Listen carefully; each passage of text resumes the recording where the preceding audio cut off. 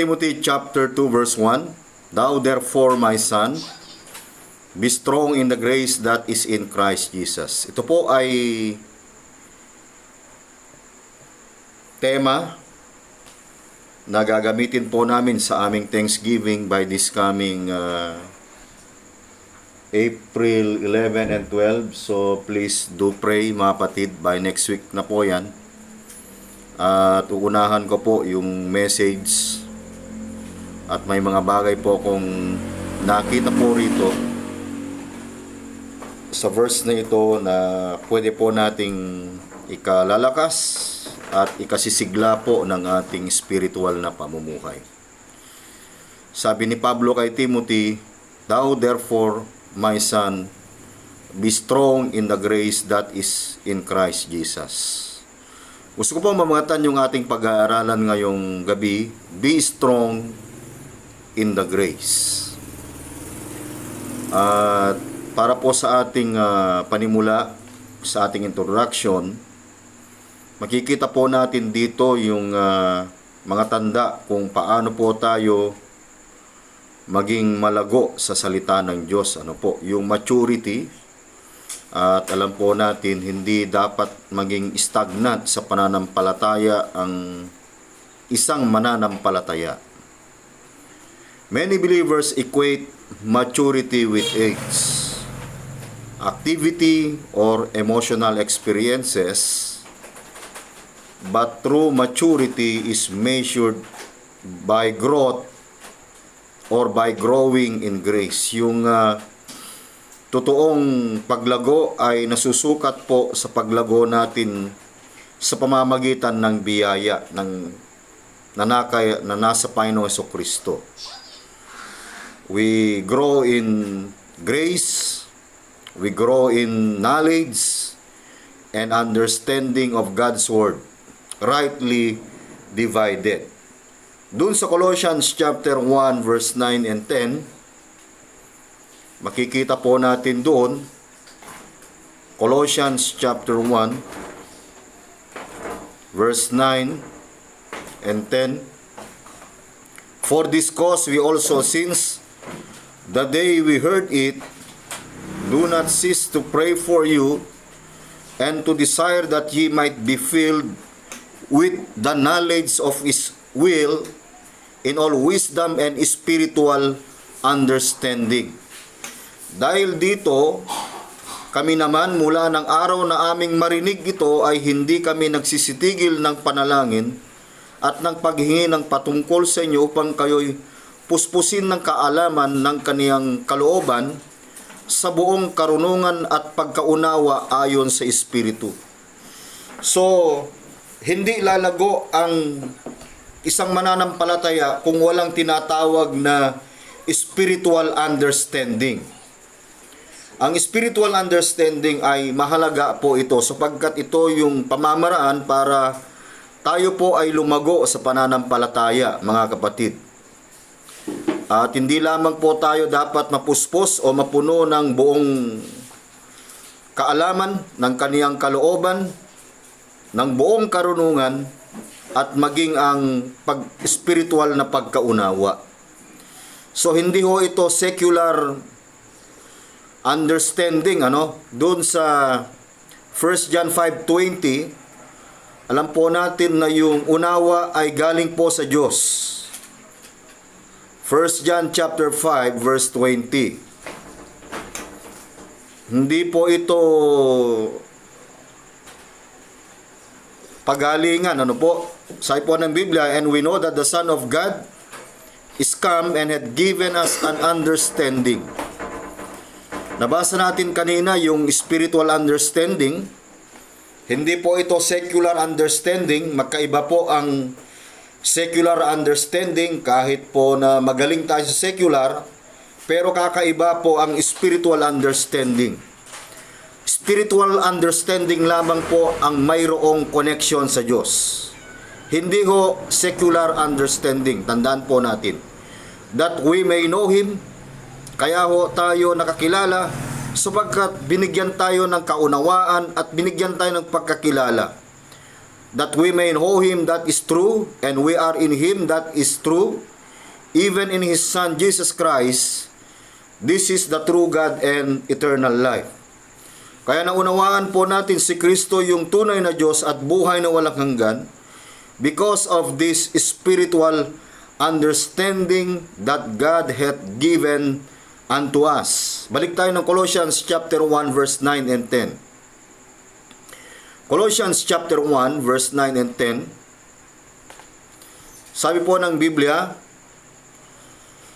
kaya meron po, napuno po tayo ng kaalaman, ng knowledge of His will in all wisdom and spiritual understanding. Ano ang purpose o layunin ng ating spiritual understanding o spiritual na pagkaunawa? Verse 10, ito po ang purpose, layunin mga kapatid, that you walk worthy of the Lord, unto all pleasing, being fruitful in every good work, upang tayo ay maging mabunga. Tayo ay magsipamunga sa bawat gawang mabuti at magsilago sa kaalaman ng Diyos. Being fruitful in every good work and increasing, pag sinabi mong increasing, yan po ay walang patid na proseso, increasing in the knowledge of God. Verse 11, strengthened with all might according to His glorious power, unto all patience and long-suffering with joyfulness. So dito ho natin makita yung paglago ng isang mananampalataya because of his spiritual understanding. Hindi ho natin ma-attain ng spiritual maturity kung wala po tayong spiritual understanding. Tandaan po natin yan. Ephesians chapter 4 verse 13 to 15. Ephesians chapter 4 verse 13 to 15, sabi po ng Biblia, till we'll all come in the unity of the faith. Ito po yung goal ng bawat mga mananampalataya na lumalago sa pananampalataya. Till we'll all come in the unity of the faith and of the knowledge of the Son of God, yung kaalaman sa anak ng Diyos, unto a perfect man, and unto the measure of the stature of the fullness of Christ, that we henceforth be no more children. Ibig sabihin po, hindi ho tayo mananatili sa pagiging isang bata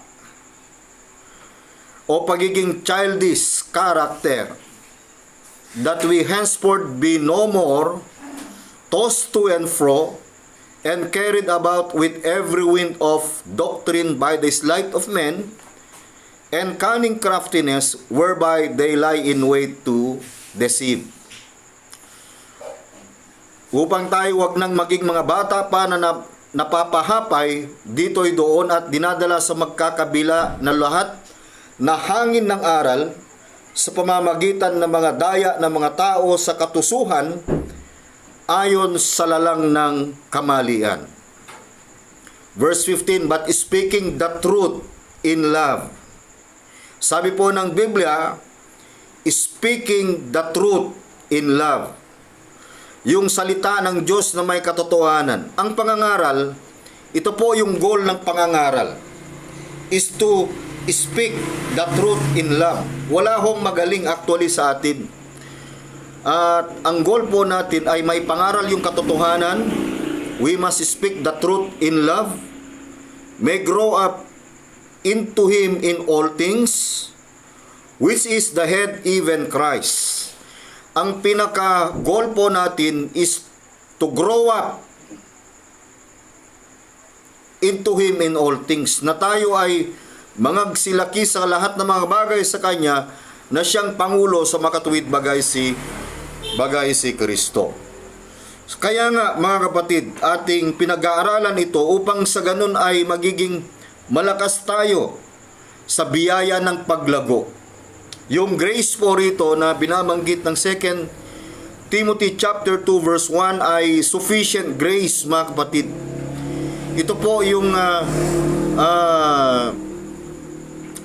grace na nagpe-persevere para tayo po ay makapagpatuloy sa gitna ng mga hamon ng buhay, sa gitna ng mga crisis na ating dinadaanan.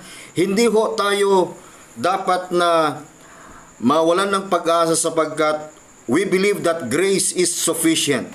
Grace is supplying. At salamat sa Diyos sapagkat hindi ho nauubos ang biyaya na kay Kristo Jesus. Kaya ngayong gabi, how to be strong in the grace that is in Christ Jesus. Number 1, we need to be stable in doctrine. Kailangan po nating yung tinatawag na stability in doctrine. Kailangan po natin maging matatag o yung katatagan sa doktrina. A mature believer is not tossed about with every wind of doctrine. Hindi na ho tayo dapat mawawala sa kaligtasan po natin. Lalo na sa eternal na kaligtasan. Ang kaligtasan ay hindi po pagtanggap. Ang pundasyon ng ating kaligtasan ay ang paghirang ng Ama. We are chosen by the Father, we are redeemed by the Son, and we are regenerated by the Holy Spirit. Yan po yung work ng Godhead sa ating salvation. We have the eternal face, we have the legal face, and we have the vital face. The vital face is regeneration by the Holy Spirit. The legal face is the redemption through the blood. And the eternal face is through the electing grace of God. So dapat maging stable po tayo sa doctrine, maunawaan po natin ito sa pamamagitan ng biyaya ng Diyos. Kaya binigyan po tayo ng spiritual understanding upang sa ganun ay hindi po tayo maligaw sa pananampalataya na siyang ibinigay ng Diyos po sa atin. Kaya nga sabi kanina ng ating binasa sa Ephesians 4:14 that we henceforth be no more children tossed to and fro and carried about with every wind of doctrine. Marami pong mga aral, hangin ng aral. Nandyan ang tradisyon, nandyan ang mga maling practice, mga kapatid. Nandyan ang mga paganistic practices na dapat po nating itabi at dapat po nating pag-aralan ang salita ng Diyos sapagkat ito ang tamang aral na dapat po nating pag-aaralan. Upang tayo ay maging matatag sa doktrina, yung doctrines of grace, Acts 20:28. Acts chapter 20, verse 28, sabi po ng Bible, mga kapatid, in Acts chapter 20:24. Acts 20:24. But none of these things moved me. Datapwat hindi ko minahal ang aking buhay na waring sa akin ay mahalaga. Neither count I my life dear unto myself, so that I might finish my course with joy and the ministry. We have the course, and this course is the ministry which I have received of the Lord Jesus. Sabi ni Pablo, what is the purpose? To testify the gospel of the grace of God. Kaya mahalaga po na matuto po tayo sa doctrine, matuto tayo sa aral, matuto po tayo sa salita ng Diyos na pinagkatiwala po sa atin. Number 2, how to be strong in the grace that is in Christ Jesus. Stability in doctrine. Number 2, sincerity in devotion. Katapatan sa paglalaan. Ang Kristiyano dapat maglaan yan ng oras sa pagbabasa ng salita ng Diyos. 2 Timothy chapter 2, verse 15. Study to show thyself approved unto God, a workman that needeth not to be ashamed, rightly dividing the word of truth. Kaya mahalaga po, mga kapatid, yung aral. yung mag-aral. Mahalaga po yung salita ng katotohanan na dapat pag-aralan. Ito po dapat yung ating paglalaanan araw-araw sa buhay po natin. Upang sa ganun, yung ating pag-ibig kay Kristo ay it will grow deeper. It will not shallow. Upang hindi po ito mababaw. Kaya minsan yung pag-ugat natin sa pananampalataya ay mababaw. Pag dumating po yung bagyo ng buhay, madali tayong ma-discourage. Madali tayong madapa. Madali tayong matumba. Madali tayong ma-depress. Madali lang ho tayong mawala sa gawain. Bakit? Our faith is shallow. Ang tawag dito, yung paglago po natin ay napakababaw. So maturity means devotion to Christ. Not dependence on rituals or religious show. Dapat tignan din po natin yung kung tama yung aral na pinapangaral ng pastor po natin, sapagkat minsan ang tao ay natuto na lang sa spoon feeding. Kaya kung ano na lang yung binanggit ng pastor, amen ng amen, without examining the truth of the Word of God. 1 Timothy chapter 4 verse 13. Iabot nga yung charger. 1 Timothy chapter 4 verse 13. Till I come, give attendance to reading. Hindi lamang po ito binanggit ka si Timothy, kundi sa bawat mga Kristiyano. Till I come, sabi ni Pablo, give attendance to reading, to exhortation, and to doctrine. Mahalaga po ang doktrina. Mahalaga po yung katuruan, mga kapatid. Hanggang ako'y pumariyan, sabi ni Pablo, magsikap ka sa pagbasa, sa pangangaral, at sa pagtuturo. Sapagkat mahalaga, mga kapatid, yung pagtuturo na tayo po'y maglaan sa pag-aaral. Mahalaga po yung salita ng Diyos. Kaya ngayong gabi, we cannot find the will of God outside from the Word of God. Yung mga libro na binabasa po natin, reference lang po natin yan, mga elders, mga pastors. Hindi po yan yung ating final authority. Let us examine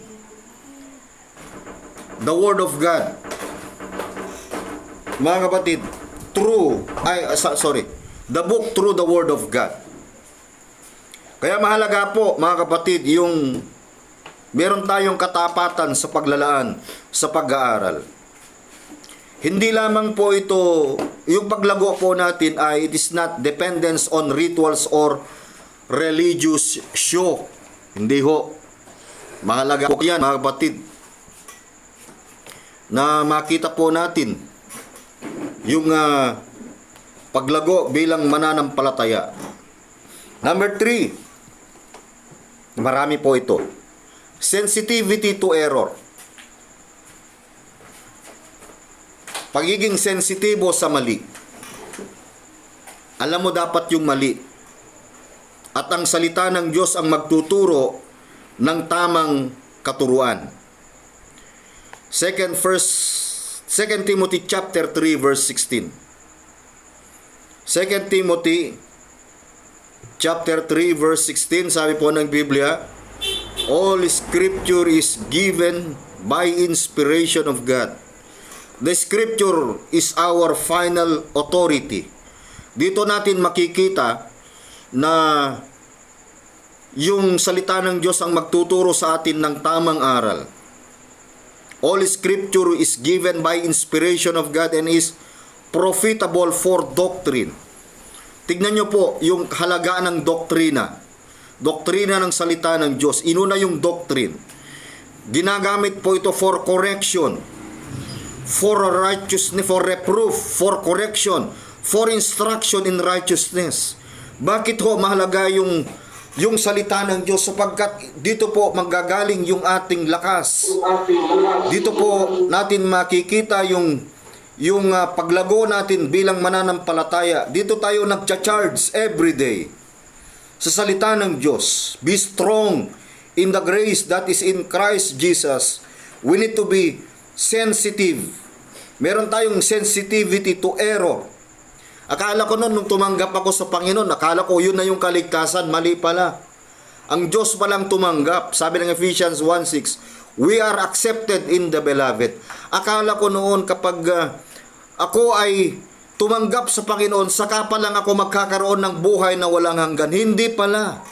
Ang Diyos pala ay, ang kaligtasan ay pangako na binanggit sa pamamagitan ng kanyang salita, na binanggit ng Titus chapter 1 verse 2 and 3. Akala ko ang kaligtasan noon ay offer, but the Bible itself says that eternal life is promised. Titus chapter 1 verse 2 and 3, in hope of eternal life which God that cannot lie promise. Eternal life is promise. It is not an offer.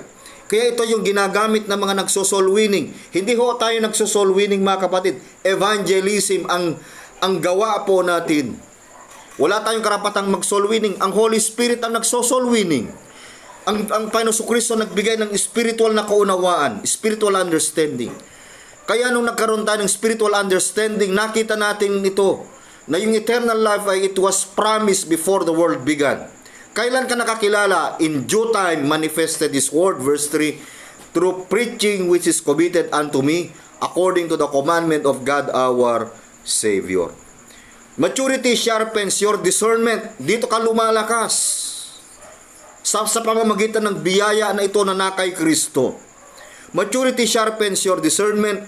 You quickly recognize false gospel. You will recognize legalism. You will recognize misapplied verses. Galatians chapter 1 verse 8 and 9. Galatians chapter 1 verse 8 and 9. Tignan nga po natin Galatians chapter 1 verse 8 and 9. But though we are an angel from heaven, preach any other gospel unto you than that we have preached unto you, let him be accursed. Sabi po ng Biblia, meron pong another gospel. Kaya ang Arminianism ay another gospel. Pagtanggap, yung sinner's prayer is another gospel. Faith plus works is another gospel. Baptismal regeneration is another gospel. Yan, maraming mga, ang tama lang sa regeneration ay spirit regeneration. Hindi po gospel regeneration, mga kapatid. Gospel regeneration, hindi gospel ang mag-regenerate sa tao. It is the Holy Spirit. Hindi rin pastor ang mag-regenerate sa tao. Hindi rin bautismo ang mag-regenerate sa tao. Verse 9, Galatians 1:9, as we said before, so say I now again, inuulit ko ulit, sabi ni Pablo, I say now again, if any man preach any other gospel unto you than ye have received, let him be accursed. Kaya dapat sensitive tayo sa error para tayo maging malakas, lumago tayo. 2 Timothy chapter 2 verse 16 to 18. 2 Timothy chapter 2. 2 Timothy chapter 2 verse 16 to 18. But shun profane and vain babblings, for they will increase unto more ungodliness. Dapat ilagan mo ang mga usapang walang kabuluhan, sapagkat sila'y lalong magpapatuloy sa mga kasamaan. And their word will eat as that a canker, of whom is Hymenaeus and Philetus. At ang kanilang salita ay kakalat na gaya ng gangrena, na sa mga ito ay si Hymeneo at si Phileto, who concerning the truth have erred, saying that the resurrection is past already, and overthrow the faith of some. Na itong taong tungkol sa katotohanan ay nangasinsay na sinasabing ang pagkabuhay na maguli ay nakaraan na at ginugulo ang pananampalataya ng iba. Kaya minsan, mga kapatid, maraming nanggugulo ng pananampalataya na akala ng marami pag tumanggap ka, ligtas ka na. Ang tawag po dyan, easy believism, prosperity gospel, mga yan po ay it is what we call it another gospel. But praise God, verse 19, 2 Timothy 2:19, nevertheless, the foundation of God standeth sure, having this seal, the Lord knoweth them that are His, and let everyone that nameth the name of Christ depart from iniquity. Pagiging sensitibo sa mali, sensitivity to error. Mga kapatid, be strong in the grace that is in Christ Jesus. Number 4, submission to truth. Pagpapasakop sa katotohanan. Ang isa sa mga pamamaraan upang tayo ay maging lumakas sa pamamagitan ng biyaya na nasa ating Panginoong Kristo. Submission to truth. Instead of resisting correction, ang correction hindi ho dapat natin yan i-resist. Ang mali ay mali. Hindi pwedeng maging tama ang mali. At hindi rin pwedeng mali ang tama. Ang tama ay tama, ang mali ay mali. Instead of resisting correction, you gladly submit to the authority of God's word rightly divided. Kaya nga 2 Timothy chapter 3:16. Balik tayo ulit dun sa ating binasa kanina. Paulit-ulit lang po ito mga kapatid. All scripture is given by inspiration of God and is profitable for doctrine, for reproof, for correction. Kaya masakit ang correction minsan. Lalo na kapag ang salita ng Diyos tinanggap mo na salita ng tao. Kung tatanggapin mong salita ng Diyos na ito po ay ginagamit sa pagsaway at natamaan ka ng salita ng Diyos, pasalamat ka, buhay ka. Pero kung ang salita ng Diyos ay tumatalbog, mga kapatid, hindi ko po alam. Maaring ikaw ay hindi ligtas. Bakit? Wala ka sa katotohanan. So ang authority po natin, you gladly submit to the authority of God's word, rightly divided. Ang correction minsan masakit. Bakit? Kailangan ka kasi ma-align sa tama eh. Kaya kapag ang tao nabali, kailangan may realign upang sa ganun ay maitama yung bagay na nabali sa kanyang kamay. Kaya ganun din sa katotohanan, kailangan po natin mag-submit sa katotohanan. Number 5, strength in trials. If you grow in the grace that is in Christ Jesus, kung ikaw ay maging malakas sa biyaya na kay Kristo, meron kang lakas sa mga pagsubok. Strength in trials. Maturity shows when trials do not shake you. Tandaan po natin, kapag ikaw ay nag-mature, ikaw ay malakas, ikaw ay nagugat sa salita ng Diyos, these trials will not shake you, but strengthen your faith in Christ. Romans 5, verse 3 to 5. Romans chapter 5, verse 3 to 5. Romans chapter 5, verse 3 to 5. Sabi po ng Biblia, and not only so, but we glory in tribulations. Ang taong lumalago sa mga pagsubok ng buhay, sa kapigatian, makikita po ninyo yung bunga, knowing that tribulation worketh patience. There is strength in trials. Patience, verse 4. Yung katyagaan, experience. At ang katyagaan ng pagpapatunay at ang pagpapatunay sa pag-asa. Experience and experience hope. And hope maketh not ashamed, because the love of God is shed abroad in our hearts by the Holy Ghost, which is given unto us.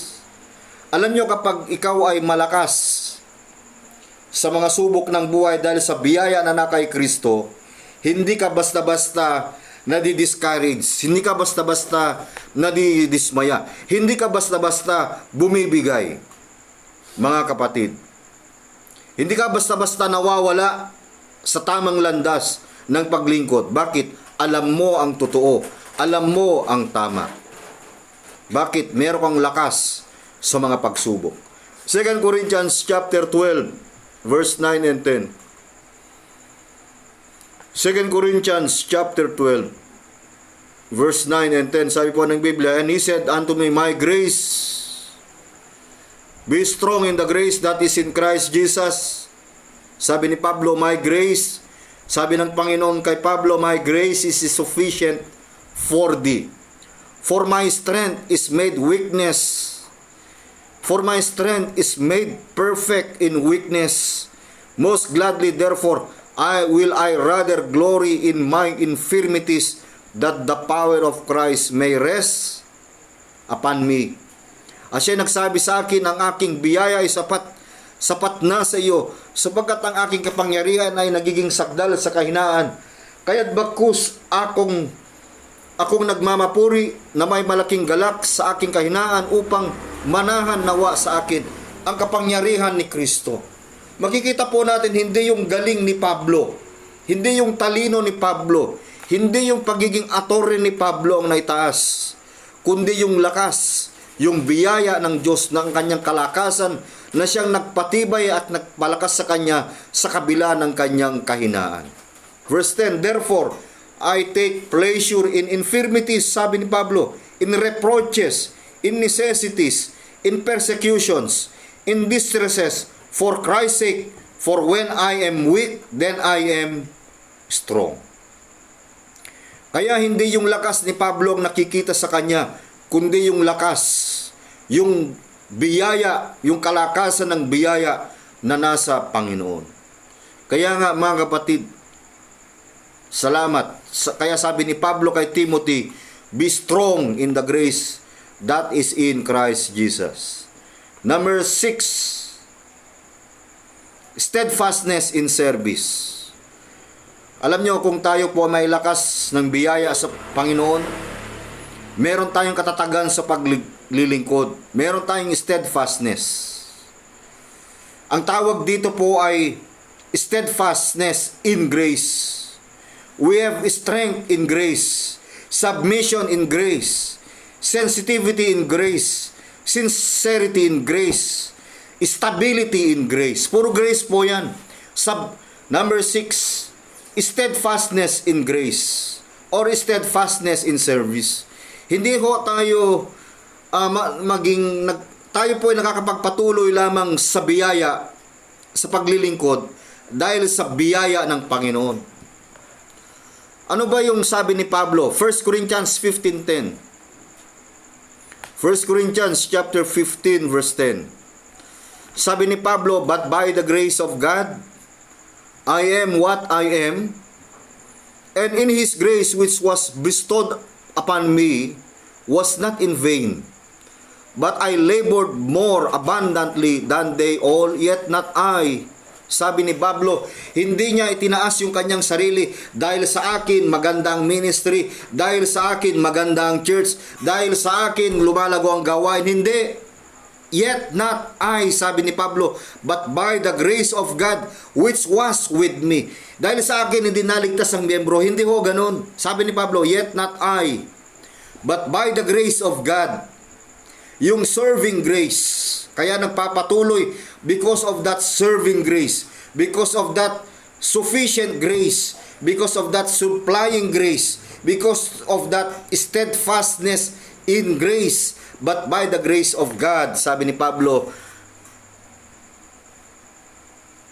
which was with me, I bestowed upon me was not in vain.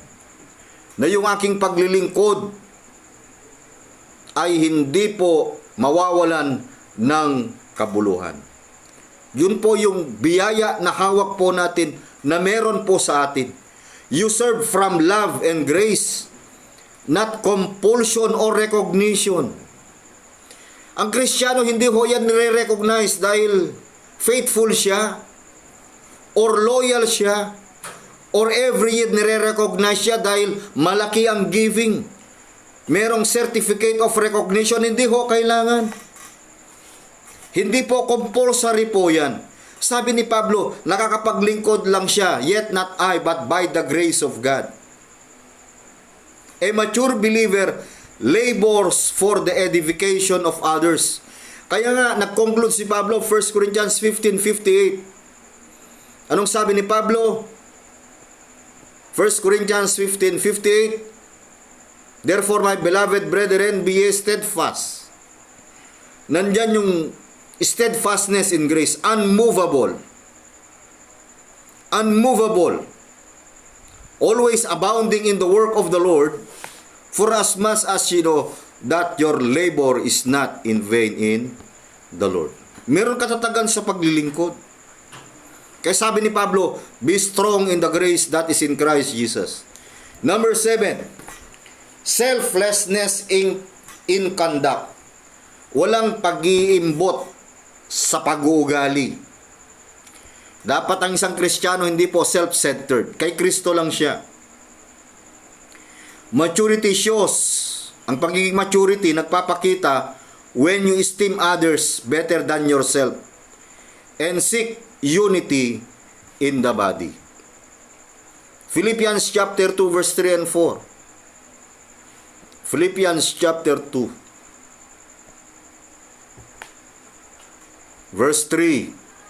Let nothing be done through strife or vainglory, but in lowliness of mind let each esteem other better than themselves. At huwag ninyo gawin ang anumang sa pamamagitan ng pagkakampi-kampi o sa pamamagitan ng pagpapalalo, kundi sa kababaan ng pag-iisip na ipalagay ng bawat isa ang iba na lalong mabuti kaysa kanyang sarili. Verse 4, look not every man on his own things, but every man also on the things of others. Huwag tignan ng bawat isa sa inyo at ang sa kanyang sarili. Mahirap yung titingin ka sa iba. Yung kapatid mo na marunong, sa kanya yun. Hindi mo dapat kainggitan yun. Yung talent na meron sa kanya. Yung gift na meron sa kanya. DNA po niya yun. Mga kapatid, huwag mong ikumpara ang sarili mo sa iba. Meron ka na ibinigay ng Diyos na wala sa iba. Tandaan po natin, magkakaiba po tayo ng sukat ng pananampalataya. But every man, sabi niya, look not every man on his own things, but every man also on the things of others. Kaya nga doon sa Romans chapter 12 verse 3, lagi pong binabanggit ang Romans chapter 12. Verse 3, patungkol po sa sukat ng ating pananampalataya. For I say, through the grace. Lagi nating tandaan, grace lagi ang paglilingkod. Yung makapagbigay ka, grace. Yung makapangaral ka, grace. Yung makatulong ka, grace. For I say, through the grace given unto me, every man that is among you, not to think of himself more highly than he ought to think, but to think soberly according as God hath dealt to every man the measure of faith. Sabagkat sinasabi ko sa pamamagitan ng biyaya na akin na ibinigay sa bawat tao sa inyo na huwag mag-isip sa kanyang sarili ng totoong matayog kaysa narapat siyang isipin, kundi mag-isip na may kahinahunan ayon sa kasukatan ng pananampalataya na ibinahagi ng Diyos sa bawat isa. Mga kapatid, kahit nga yung pagbibigay, hindi ho yan palakihan kundi nakapagbigay ka because of grace. Selflessness in conduct. Walang pag-iimbot na pag-uugali. Number 8, sufficiency in Christ or sufficiency in grace. Kasapatan kay Kristo. Alam niyo mga kapatid, sabi ni Pablo kay Timothy, be strong in the grace that is in Christ Jesus. Hindi ba yung biyaya ng Diyos ay kasapatan natin kay Kristo? Yung tao malungkot lang kasi kapag wala ng pera. Hindi mo maipinturang mukha. Pero ang lahat ng mga bagay niya ay temporal. Our sufficiency is in Christ. Alam natin maraming tao nagpapanik dahil sa lumolobo ang oil prices increase. Sabi ng iba, pwedeng magkaroon ng energy lockdown. Pero alam nyo mga kapatid, ang economy natin is not of this world. Our economy is sufficiency in Christ. Lagi nating tandaan, God will provide. He is our Jehovah Jireh. Philippians 4:19, but my God shall supply all your need according to His riches. Ang pinanggagalingan ng lahat ng bagay is according to His riches in glory by Christ Jesus. Tandaan natin, our sufficiency is in Christ.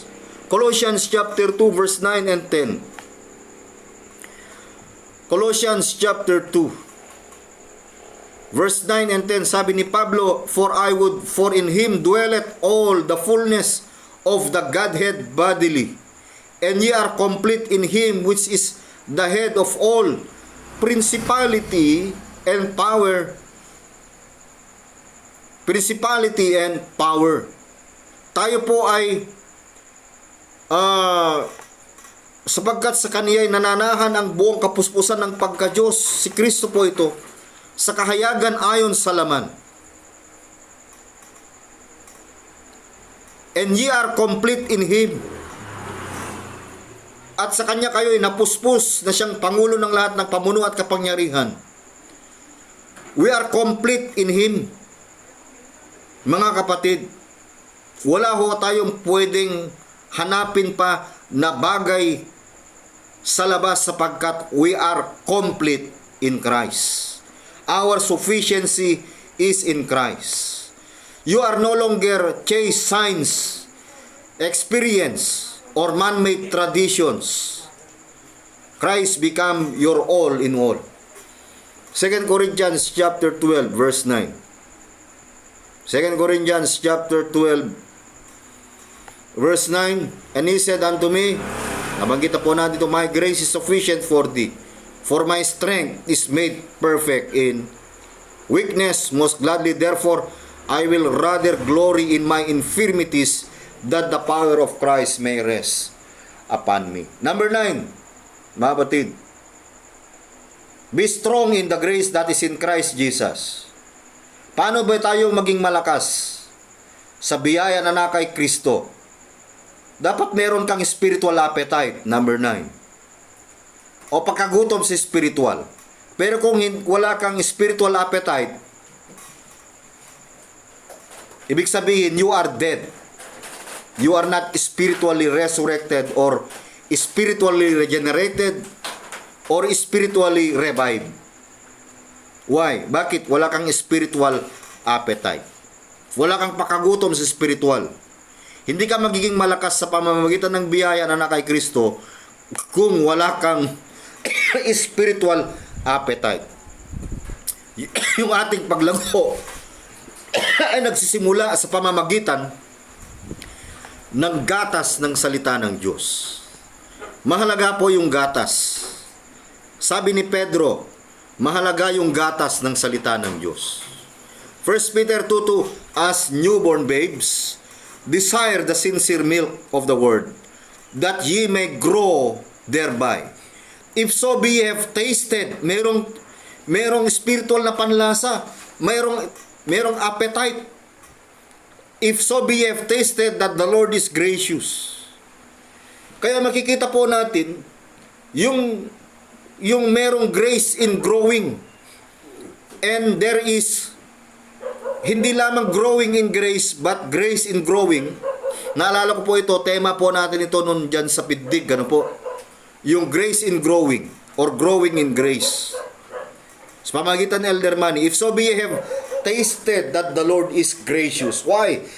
Because we have this, what we call it, spiritual appetite. Instead of milk, pero hindi dapat ang isang Kristiyano ay manatili lamang sa pamamagitan ng gatas ng salita ng Diyos. Hindi puro kaligtasan dapat ang naririnig. Hindi dapat puro giving. Patawarin. Hindi puro giving.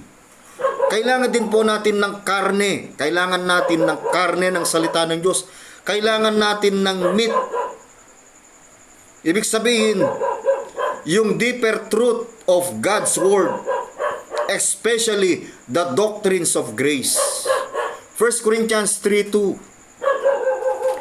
1 Corinthians chapter 3 verse 2. I have fed you with milk, sabi ni Pablo, and not with meat, for hitherto ye were not able to bear it. Neither ye, yet now are ye able. Bakit? Bakit? Matagal na silang Kristiyano, pero sabi ni Pablo, hindi ko kayo pakakainin ng bagay na matigas, yung karne. Hindi ko kayo pakakainin ng lamang kati.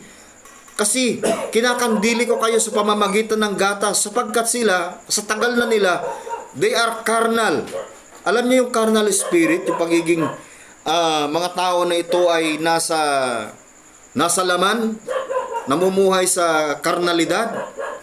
Ito po yung characteristic. For whereas 1 Corinthians 3:3, for whereas there is among you envying, mayroon pong paninibugo, there is strife, pagtalo-talo, divisions, pagka-kanya-kanya. Are ye not carnal and walk as men? Verse 4, for while one saith, I am of Paul, and another I am of Apollos, are ye not carnal? Kaya minsan ganito po, hindi ibig sabihin matagal ka na sa gawain ng Diyos ay eksperyensado ka na o matured ka na. Hindi, mga batid. Kaya sa atin, we must grow deeper, especially the doctrines of grace. Hebrews 5:12 to 14. Hebrews chapter 5. Verse 12 to 14. Sabi po ng Biblia in verse 12, for the time we ought to be teachers, ye have need that teach you again, which be the first principles of the oracles of God, and are become such have need of milk and not of strong meat.